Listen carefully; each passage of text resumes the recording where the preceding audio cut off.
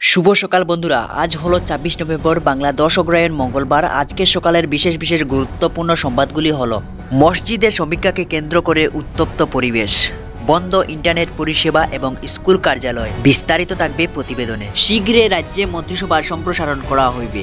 মুখ্যমন্ত্রী ডক্টর হিমন্ত বিশ্ব শর্মা রাজ্যপালের সঙ্গে সাক্ষাৎ করেন, আলোচনায় সামিল হন এবং পরবর্তীতে দিল্লির উদ্দেশ্যে রওনা দেন।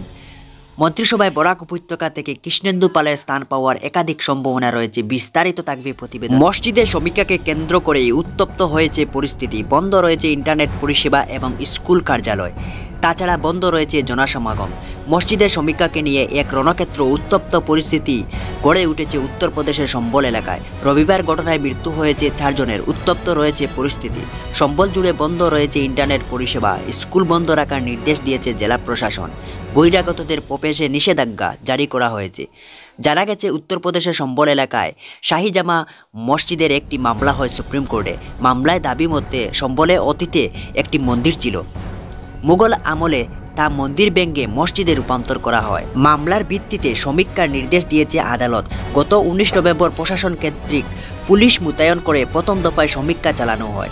তারপর থেকেই গোটা এলাকায় উত্তেজনা সৃষ্টি হয়। রবিবার দ্বিতীয় দফায় প্রশাসনের আধিকারিকরা সমীক্ষার জন্য পৌঁছলে উত্তেজনা আরও তীব্র রূপ ধারণ করে। রাজ্যে খুব শীঘ্রই মন্ত্রিসভা সম্প্রসারণ করা হইবে। রাজ্যপালের সঙ্গে সাক্ষাৎ করে দিল্লির উদ্দেশ্যে রওনা দিলেন মুখ্যমন্ত্রী ডক্টর হিমন্ত বিশ্ব শর্মা। রাজ্যে মন্ত্রিসভার শীঘ্রই সম্প্রসারণ হচ্ছে। সোমবার সকালে মুখ্যমন্ত্রী ডক্টর হিমন্ত বিশ্ব শর্মা রাজভবনে রাজ্যপাল লক্ষ্মণ প্রসাদের সঙ্গে সাক্ষাৎ করেন এবং আলোচনায় সামিল হন। তারপর দুজনেই দিল্লির অভিমুখে রওনা হন।